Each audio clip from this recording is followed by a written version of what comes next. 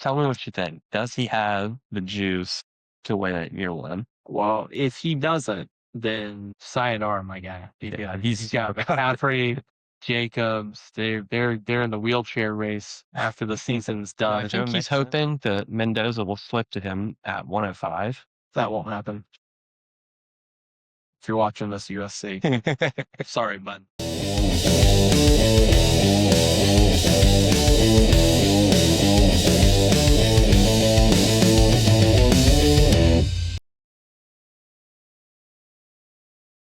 All right. Welcome to Dynasty Desk. That's right. Episode 2. Yes. Live in person of College Football Playoff Live Dynasty Series. Yep. Here we go. All right. Before we get going, we realized that we made the entire first video and never told you who we were. So I'm Carson. This is my brother Camden. We've been playing fantasy football now for, I don't know, like 20 years probably. yeah, and that is all the qualification we have being here. We're just here to have a good time, play some fantasy football, and see what Dynasty's got for us. Yeah. All right. So the draft is done. Yeah, the startup's finished. We're going to take a look at our team. We're going to take a look at maybe what directions we want to go for during the season, what we want to look out for, and then maybe look at some possible trade partners. Yeah. This league's pretty active. There's people making moves all the time. So Good, bad, horrible, all the above. So yeah, exactly. Well, yeah, if there's a good trade on one side, it's bad on the other. You can't have trades that are good. I'm about to say, come on, man. You can have trades that are good, but if it's a wash, then it's pretty much a wash. All right. So All right. Yeah, we're Team Vanderbilt here, so we'll open it up and see what we ended up with. How are you feeling at quarterback? Burrow, Bryce Young, Kyler Murray, Miss James, about to say, Marcus Mariota. dude, Jameis Winston makes us the best QB room in the draft. Yeah, if anything happens to old Jackson Dart, we're going to be right there with I mean, honestly, yeah. either plus 20 or minus 20 on the scoreboard. That's famous Jameis for you. Prayers that Jackson Dart still thinks he's Cam Scatterbo going into next year. No, I mean, I like Burrow. It's hard to not like the top quarterback you have. Kyler Murray, wherever he ends up, is going to be a fantasy machine like he always is with his legs. If he can actually figure out how to throw the ball, then even better. Yeah. Panthers are on the up and up, and then we have a couple guys who may get playing time throughout the year to Winston Mariota. So nothing to love, nothing to hate. It's good. It's a 12-team league, and we've got 3 guys that I think are solidly starters, which is all you could really ask for at this stage. I mean, if you really go in on getting 3 top 10 quarterbacks or something, you're just not going to have the rest of the team. And reminders, guys, this was a 2 quarterback starting league. So you have to start 2 every single week. Otherwise, it's a start 11 total. So from the rest of these blocks, it's pretty much however you want to configure it. 9 other guys have to start. Technically, it's, I think, 2 running back, 3 wide receivers, and 1 tight end, and then 3 flex spots. And tiered PPR scoring. So the running backs get half a point, the wide receivers get 1.25, and the tight ends get 2 points per reception, which is part of the reason we went really heavy in wide receivers. We can talk about that group next. I think in the first episode, we got to see the trade up for CD, which we were both really excited about. We were sitting there at the 1-2 turn debating whether or not we should take CD or Jefferson. Exactly. And then we said, how about both? Exactly. Yeah. And we ended up squeezing in a couple more upside guys here with Marvin Harrison Jr. and Travis Hunter. And then the later rounds, I don't know. They didn't treat us great a wide receiver. Fingers crossed that Torrey Bolton and Jay McMillan see the field at some point. Well, I mean, you look at Tampa's wide receiving group, and as much as I love Mike Evans, and you know that, but he's old. Chris Godwin's perpetually hurt. Yeah. So McMillan, you feel like is going to at least get some playing time. And then, we'll see what happens with Horton. But we've got 4 guys who on any given week, I'm comfortable starting 2 people who you're clearly just over the moon about. And if Harrison Jr. can live up to half of his Expectations. expectation, then we're going to be rolling it. Well, we went with both Kyler and MHJ, so we're just hoping they're both not bad. Yeah. That's what we can do. No, if you frame it that way. Yeah. And when we left in round 8, round 10, something like that, at the end of the last episode, we hadn't drafted a single running back or a single tight end yet. So sort of that round 10 to 15 range, we packed in 4 running backs: DeAndre Swift, Bashal Tootin, Chuba Hubbard, and Tyler Algier. Yep. What do you feel about that group? I think that running back scoring in this league is quite bad. And so we purposefully didn't target running backs. But when I look at this group, I mean, Swift is going to split time.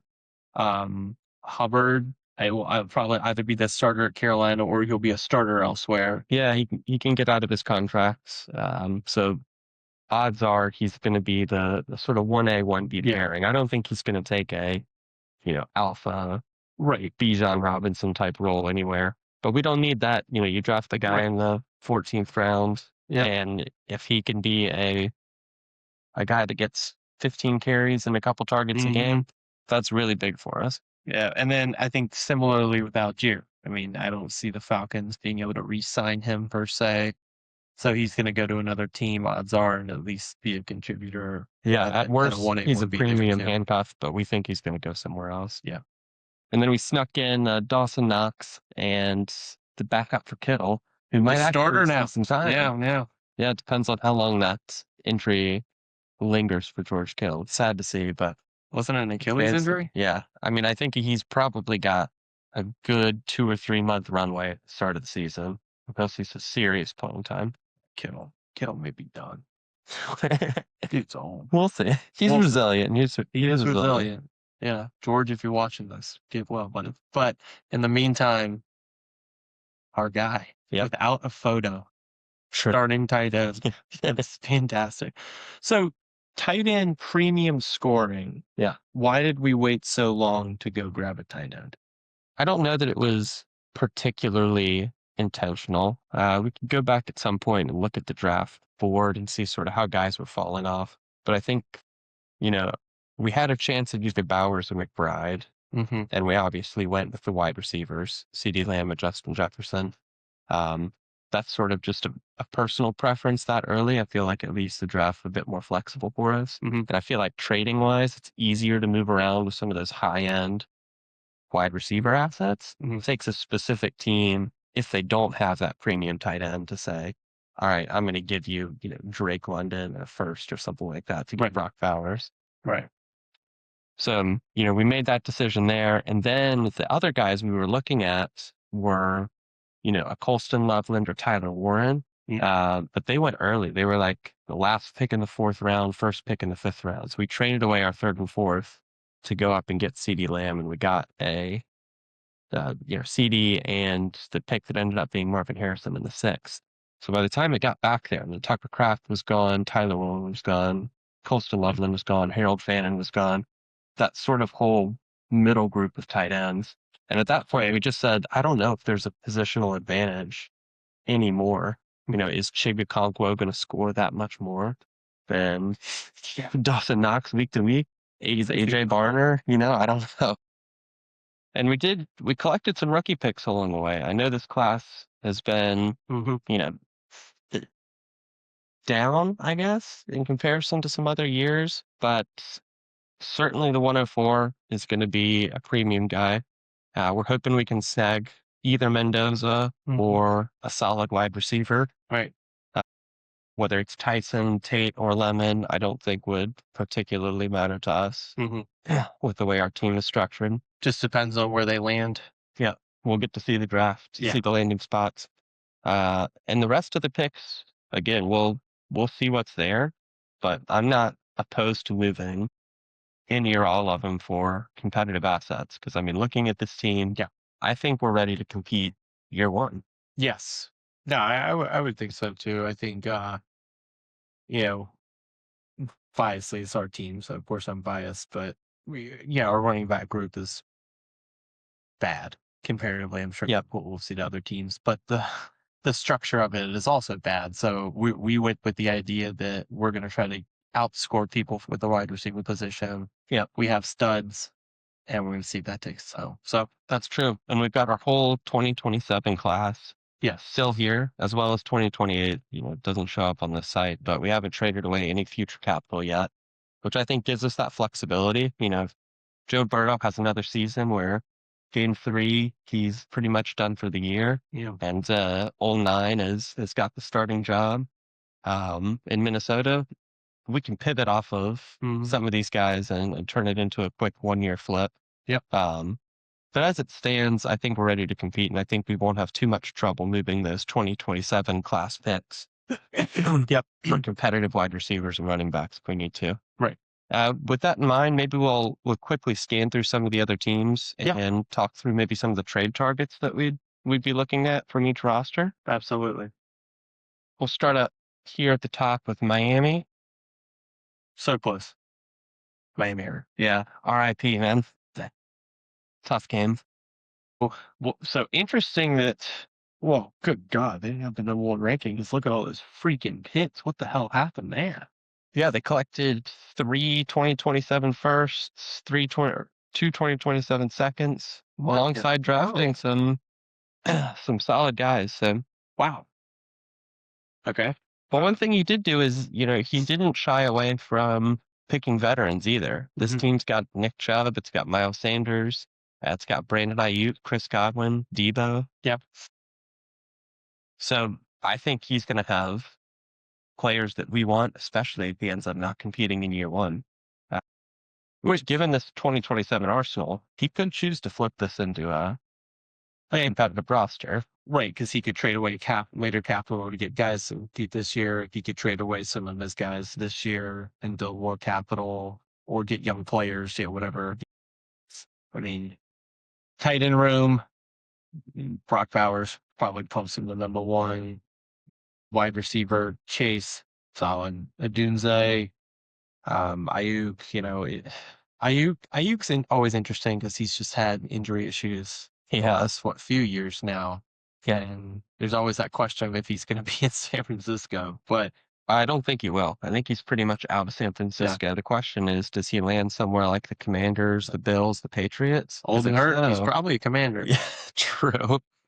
But if he does, I mean, that's the kind of guy that I could see us taking a swing on. Absolutely. I mean, honestly, this whole group of 3 here, Ayuk, Godwin, and Debo, if he's willing to sell any of them cheap enough, they're plug and play guys for us. And for him, I mean, if I'm in his position, those 3 guys, you're hoping to hit on 2 of them, really. Just have them as startable players. Debo had a down year. I didn't have a year, neither did Godwin. So if those are some guys that if they're playing really well, I could see him going for the win this year. Yeah. If they're kind of, then I could see him trying to move some assets. And given the way our tight end room is structured with complete air, I could see asking for something like Hawkinson or Henry as a throw-in deal if we're getting something put together with this team. Absolutely. And that would be actually really nice for us. It would do almost nothing to change his roster. Right. Because those guys aren't going to see the field anyway. Yeah. Like we're on his team. Exactly. But on our team, they could be weekly starters, right? Yeah. USC, I think this guy's aiming to compete. So if he's traded away his entire 2027 class. Okay. And he's got some firepower. Jackson Dart to stay healthy. He's got Breece Hall. Kenneth Walker now has the free starting job in Seattle, presuming they re-sign him because Charbonnet just tore his ACL. Yeah. Benson, depending on how the draft goes, could have a starting role in Arizona. Yep. He's got a solid, top 4 wide receivers, especially for the depth of this league. What he doesn't have the quarterback is a second quarterback. He doesn't have that second quarterback. He's got Dart's potential replacement, but he does not have anybody else to put in that slot, and he's traded away his entire 2027 class. Good Lord. Yeah. Now, I think he's hoping that Mendoza will slip to him at 105. That won't happen. If you're watching this USC. Sorry, bud. But, okay, so this guy is ranked second, and he has no quarterback, 11th in tight end, no future.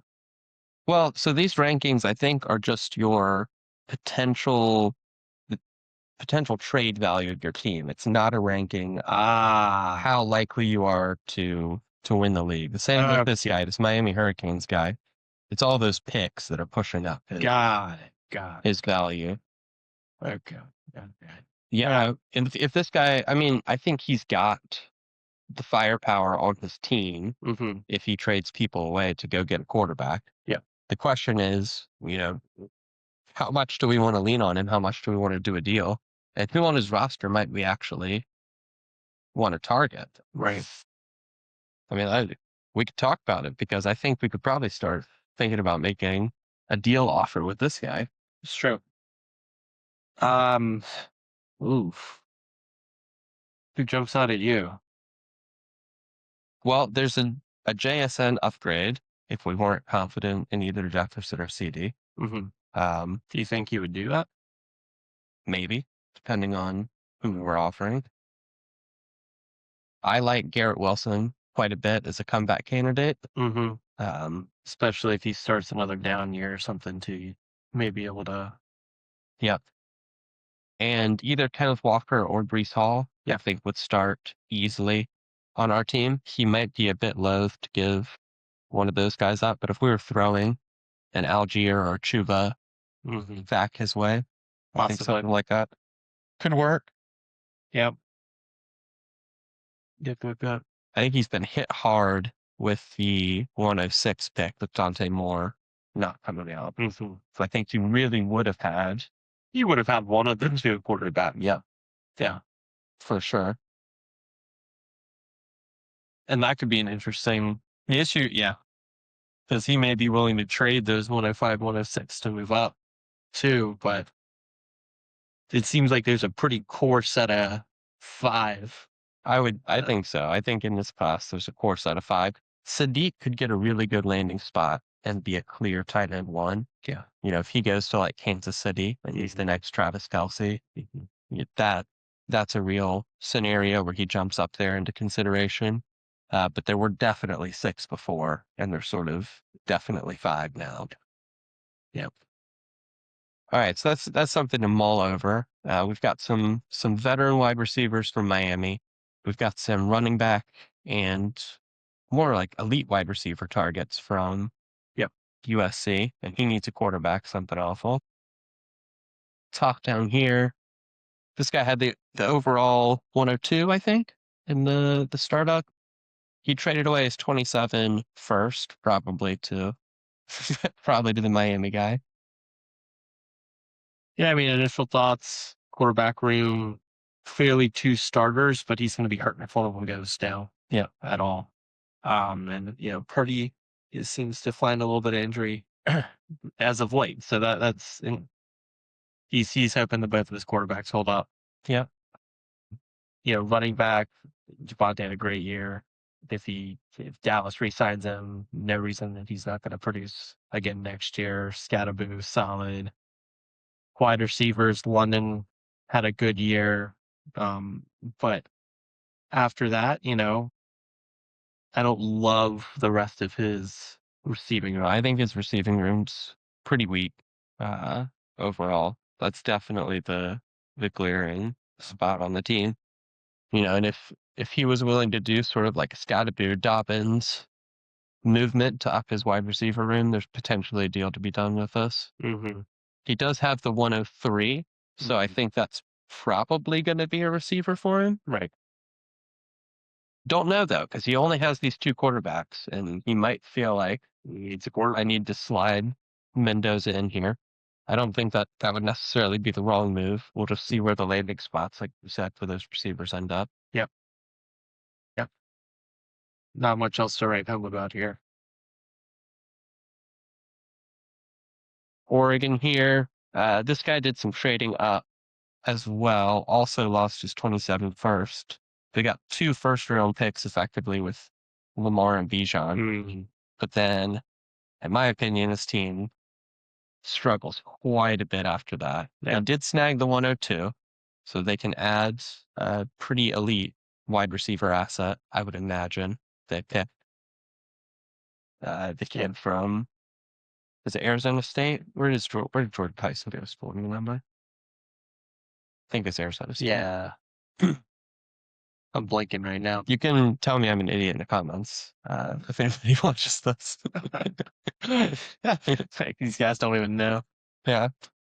We don't watch as much college football. We rely on other people to do the rookie scouting. We watch quite a bit of NFL. NFL, Yeah. Yeah, I mean, yeah, I'm not too worried about this guy, honestly. I'm just worried about who we can make trades with, you know? Jeez. There's honestly not many people who are standing up. What you could see with this guy, let's say Saquon's having a bounce back year or something. Yeah, we felt like we needed a running back to go make the run. I mean, it'd be buying another premium, which isn't great, but that could be a sell target for him. Yeah, I mean, if Lamar's having the kind of year next year that he did last year, which I don't expect, but if he is, this team's clearly going nowhere. Yeah. And he doesn't have his 27 first. Right. So he might be willing to move, like you said, some of those veteran running back assets. Yep. Lamar, please turn around next year as a fantasy football interview, please. Yeah, you got some Lamar shares, yeah. Wide receiver wise, I'm not super high on Worthy. Devonta Smith, if AJ Brown leaves, could be something. Stephon Diggs, if he sticks around, he could be a guy that's starting. Just trying to imagine if they would fit in the flex spot on our starting lineup. Right. And I think if we had Devonta Smith or Stephon Diggs right now, then he would start. Nothing in the tight end room. It is interesting that he grabbed both the 108 and the 112. So he might see some value in the late 2026 first round. And we have like the 110. So we'll be kind of sandwiched in between his. We'll be sandwiched in between, but if he thinks that there's good talent there, he might be willing to make a deal for that pick. It's true. If he's searching for that KC Concepcion, Denzel Boston sort of range, and he thinks that that's where they're going to sit, he might like the 110, actually. It's true. All right, Tennessee Volunteers. So this is the guy we traded.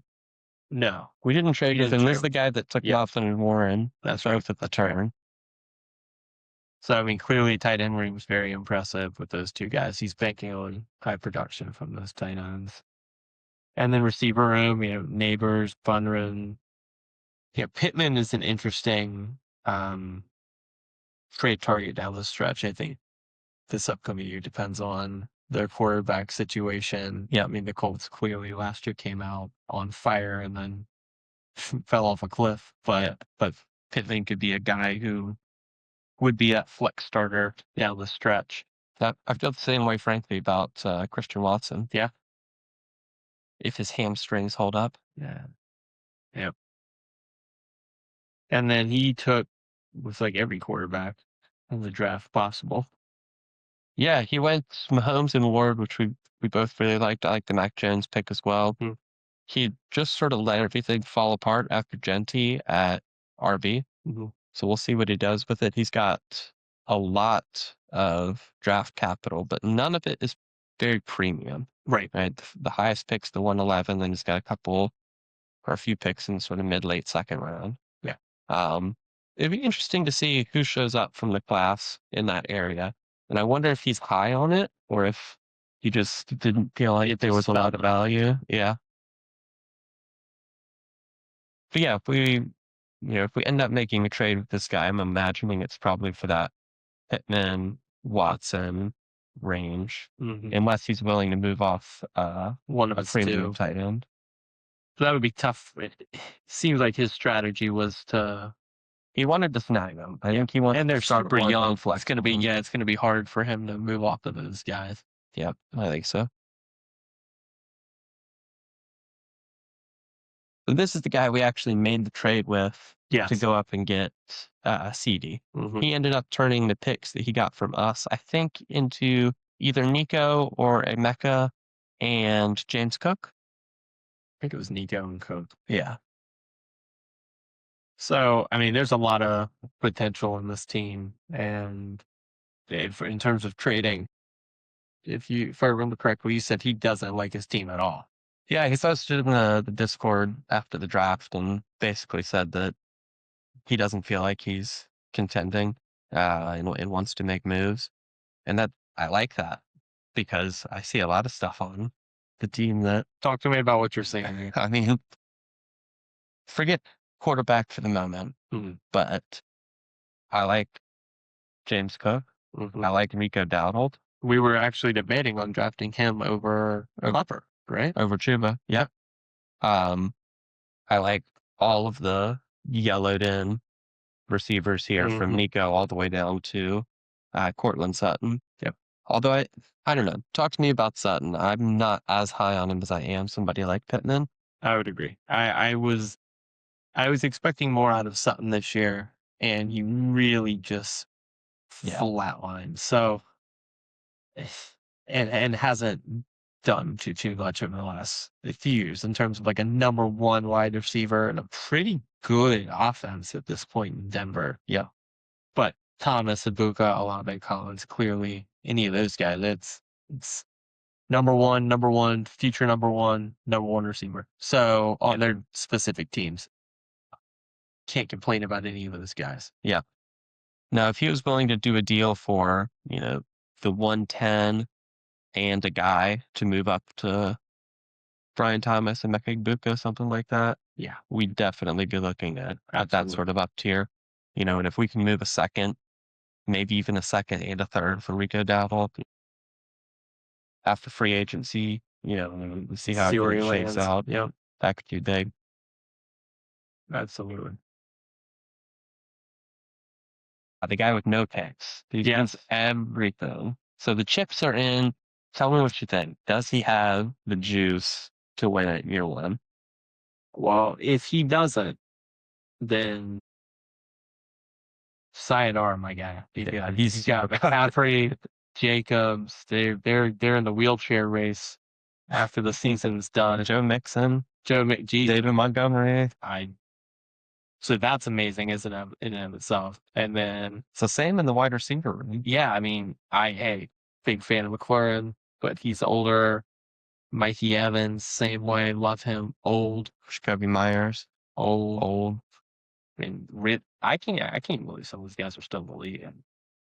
But Ridley too. Yeah. and he's on their team. And I mean, his number 2 wide receiver is Addison. I think Addison's a good wide receiver. I think they would have more luck having, Helen Keller back there throwing the ball, but Addison I think his wide receiver room is bad. But didn't see he has Anthony Richardson. So he does have 3 clear QB1s, and he can move one of those. I bet we could buy CJ Stroud off of him really cheap right now. Poor CJ then. That was rough. But yes, he has 3 clear starting quarterbacks. Yeah. He has on paper a good running back room this upcoming year. Yeah, true. That's assuming McCaffrey doesn't get injured for a long period of time, which or Judkins or Jake. I mean, running backs are always deadly business. So interesting trading your whole draft away and kind of landing here. Yeah. I think the guy so not having any 2026 picks just means he didn't draft any kickers or didn't draft any picks during the startup. Yeah. And I think he moved his whole 2027 class to go up and get Quinn Shaw. I will say though, could be a potential trade target mid through the year. They get McLaren. Yeah, if this guy realizes that he's not going to compete, Rashee Rice, let's say, gets suspended the whole year. Yep. He could have a fire sale trying to rebuild now before it's way too late. So I do think he could be a potential to keep an eye on the trains. Yep. So this guy was close to us in the draft. I think he was maybe the 10th pick and we were the 11th pick. I like the 3 wide receiver core. Yeah. He's got quite a lot. It drops off heavy after that. But ours drops off heavily after the sort of everybody's eventually, right? Yeah. But no, I like the 3 wide receiver core. Before we moved up for CD in our 3rd round pick, we were kind of looking at, do we take a Tet? Do we take? Yeah, I mean, Tet would have been there, so we would have definitely taken Tet with that pick, 3rd round pick if we hadn't traded up for CD. I don't see a ton of trade potential with this guy, just because I think he's going to be going for it. I think he's going for it. And B, the guys we'd be interested in are more of his core guys anyway. And if somebody else lights fire, then it's going to be in the starting lineup and playing for him. So I agree completely. I think the Stafford pick tells me he's going for it. I like this quarterback trio actually a lot. You get 2 guys that no one would be surprised if they have a top 5 overall finish at the position. Yep. I doubt both of them will, but still, you could have 2 top 10 quarterbacks that you got to draft super late. You could have 3 wide receiver 1s. You could have the running back 1 overall in HN. I don't think people would be shocked if that happened. No. And he got ETN 1 pick before us in like the 8th round. We wanted ETN really bad. We ended up getting like DeAndre Swift or something. Yeah. I was sad about that. It sniped us. I think I jinxed it somehow. I'm like, oh, if ETN's there, and then you immediately text that. ETN's gone. Is what it is. But I think he has a good team overall. Yeah, I like it quite a bit. I'm a little surprised at how low he ended up in the power ranking thing here. Just goes to show you that you don't have to be the number 1 overall team to compete. I think this guy has a serious chance year 1. Yep.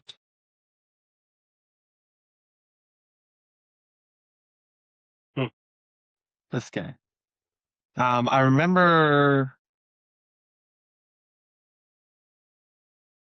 But no, Prescott, Goff, you know exactly what you're going to get with those guys. Yep. He took, good Lord, he has a lot of running back. He did.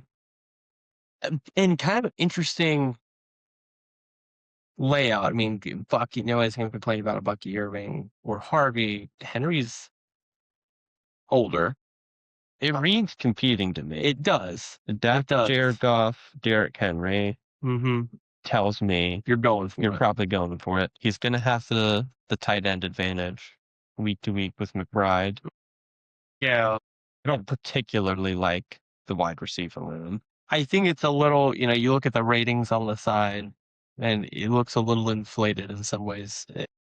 Puka, I think Puka's a great wide receiver. Puka's coming off of a career year. Yep. With a little bit of an unknown if Stafford's going to be back. Stafford. And that's a massive. Or if either one of them get dinged up. DK, don't know who his quarterback's going to be next year yet. Yeah, I mean, really, this DK Pearsall lead bunch is what scares me. Yes. I'm not particularly high on any of those 3 guys at their spot. I would prefer the Devonta Smith over DK. Yeah. I might even prefer Brandon Ayuk over some of these guys, depending on where he ends up. Week to week, I think I'd prefer to start like a Stephon Diggs. I know he's not ranked as high because of his age, but I would be worried about saying I got to plug Jaden Reed into my lineup every week or Ricky Pearsall into my lineup. Yes, every week. I do like the Keyshawn pick though at 170. Throughout this year, he's come on more and more, and New England's offense starting to click. Yeah. So I think that could be. I could see him starting him more in the year. as it goes on to some of those other guys. But yeah, a lot of running backs, a lot of wide receivers, but not a lot that's jumping out at the same time. I don't see many guys who I would look at and say, "Oh, let's go try to trade and get him." Yeah, I feel the same way because I don't particularly think I would spend a lot for either Bucky or RJ Harvey. I'd Right. rather go buy J.K. Dobbins at a super low price or something like that if I want a taste of Yeah. Denver's offense. Mm-hmm. Henry's at this point too old for our blood. Mm-hmm. If the year starts and things break right for us, Yep. then that's the kind of guy I would go. Getting down here to the nitty gritty. Yeah. I like if running backs in this league were Yeah, scored, weren't sort of deflated in the scoring. I love his running back room. Yeah, Hampton and Kyron. Yeah, and young guy Coram, so he's got the back. Rams. He's got the handcuff for the Rams, and he's got Ja'Cory. Krusty Merritt, who's Yeah, starting vital. the handcuff Hampton, for so Hampton. Yeah, he clearly had a plan with it. yeah. Wide receivers, I think this is where the lineup falls apart. yeah, big time. I don't mind his quarterbacks. Caleb Williams, Bo Nix, young, high potential. It's from that 2024 class. Mm-hmm. The tight ends, obviously, he's got Fannin and Kraft. If I'm him and I'm trying to compete, I'm moving one of those guys. Yeah. And probably it's Fannin because he's younger. He's a little more of a high upside asset. Somebody might give you a little bit more for him. Mm-hmm. He does have 2 firsts in 2027. I could see this guy deciding to punt it a year with the age of Caleb, Bell, Ladd, He's got a pretty Fan, young and Kraft. team. It's a young team. Hampton, Monongai, Yeah. which could mean that Kyron is a trade target. That's true. Especially too, because you figure Corum's going to be the Rams guy here. What after this upcoming year? Williams is coming into a contract year. No, Williams already signed a contract with the Rams. He signed it last year, but still, you don't. If you're rebuilding, you really need to hold premium running back assets. Yeah. Bringing up the rear here. He does have his 27 picks, which you like to see. I'm worried about he only having Daniel Jones and Justin Herbert as starting quarterbacks. And this poor guy took Kittle before the old Achilles, so that's a tough break. Yeah, the quarterbacks scare me there. Scare me is a horrible quarterback. Right? Yeah. I mean, that's one behind the guy who actually doesn't have 2 quarterbacks. Yeah. So not that Herbert and Jones are bad quarterbacks. It's just Jones is already going to miss. Yeah, it's most of the year.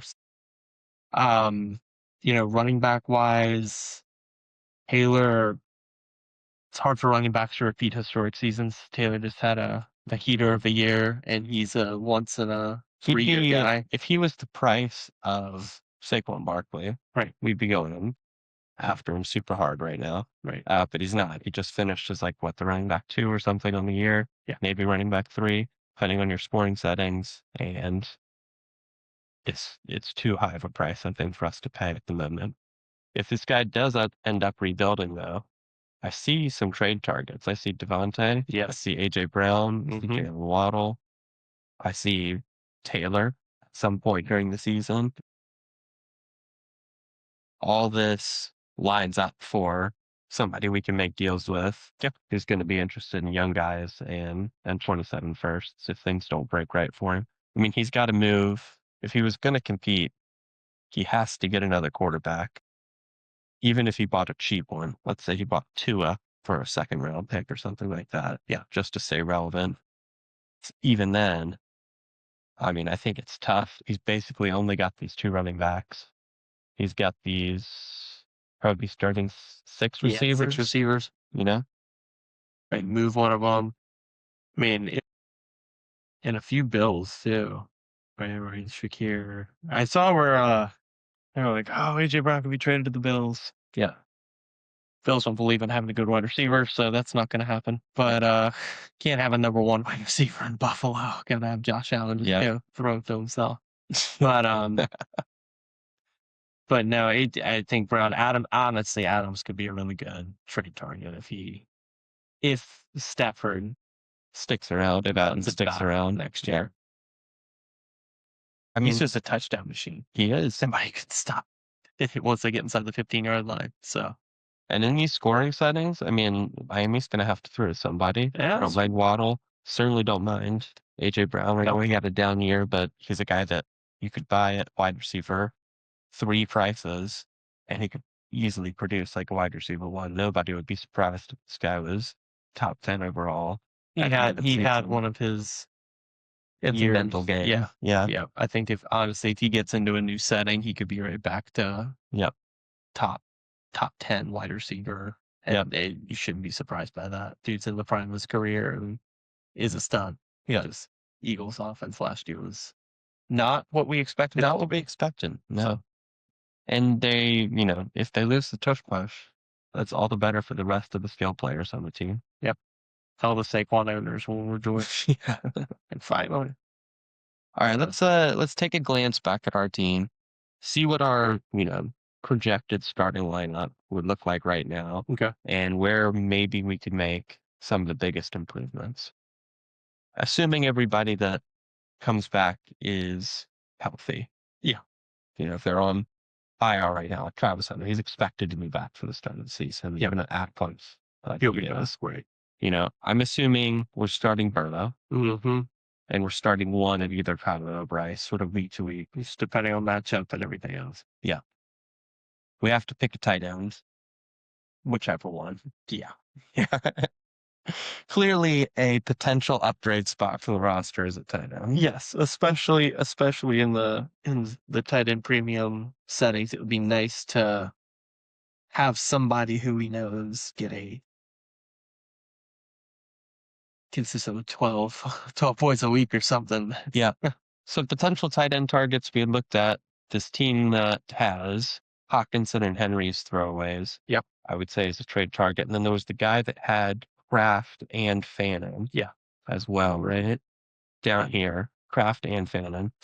If he's willing to move off of either one of those for a reasonable price, that's a way to get a more premium guy as well. Absolutely.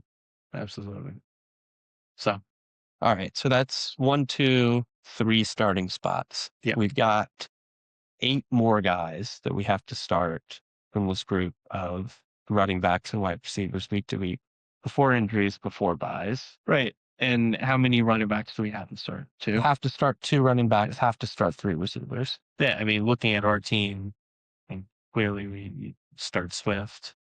And then it's a toss up matchup wise with like a hovering Tootin. Yes, and Algier they end up basically. Exactly. Let's call it for now. Let's call it Swift and Chuba are in the sort of fixed running back spot. And then you go to our receivers and you just kind of go down the line. Like clearly we're starting 4 receivers every week, I think. Yeah. Easily. Unless somebody's just so playing corner. Yeah, exactly. Unless somebody's just underperforming or is playing defense. So then it's 2 spots left, and we're looking at like Algier, Tootin, Caleb Johnson, Torrey Horton, Jalen McMillan. Right. To me, those flex spots probably need an upgrade. They do. At some point. Now that doesn't have to be Drake London. This can be a veteran player. And it doesn't, I don't think it has to be week 1. It's nothing that we have the 1 at 4. True. Which odds are is going to be a receiver. Yeah. And a starter. Somebody that's starting a receiver. And unless Mendoza falls to us. True. And then that's going to be a decision. But it looks like there's at least 2 guys that need a quarterback. So we could, potentially move somebody and pick up. And so I think let's assume we get a receiver at the 104. Yeah. That would plug in to one of our flex spots. Yeah.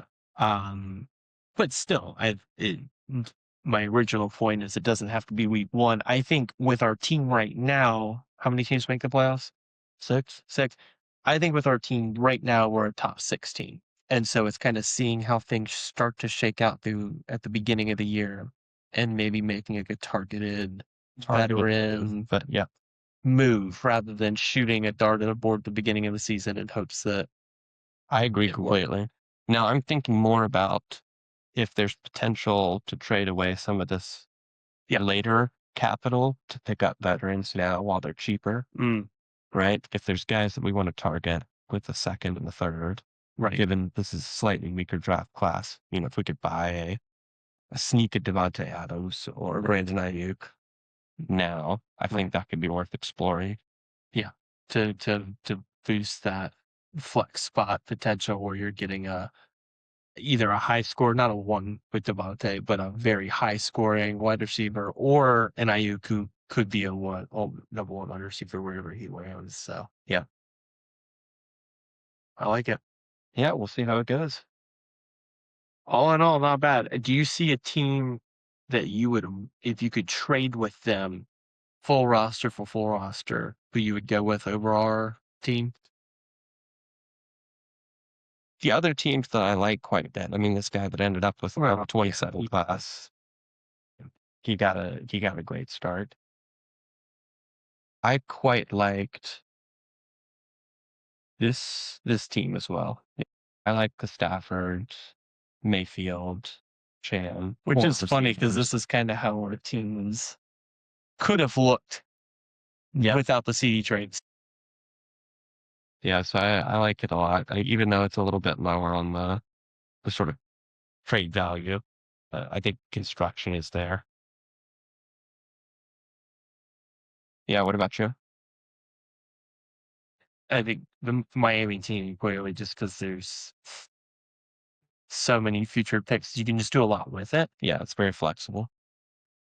All in all, I didn't see a team on here that I would look at and go, damn, I wish we had that team. Yeah. I think I'm biased towards it because it's our team. I think we have a team that could win right now, and I also think we have a team that could win in 3 to 4 years. And it's going to be a matter of how we kind of play the game and what we decide to do. But I think we have the most flexibility in our roster, aside from the dude who has 85 picks in the next 3 years. But even then, we have high profile guys who we can trade away and go get somebody. Yeah, See how absolutely. or we have future capital that we can go and get a veteran, get a guy who can make our team just a little bit better this year to where we can go in. So I like it. Me too. See you next time at the desk. Absolutely. See you guys later. Appreciate it.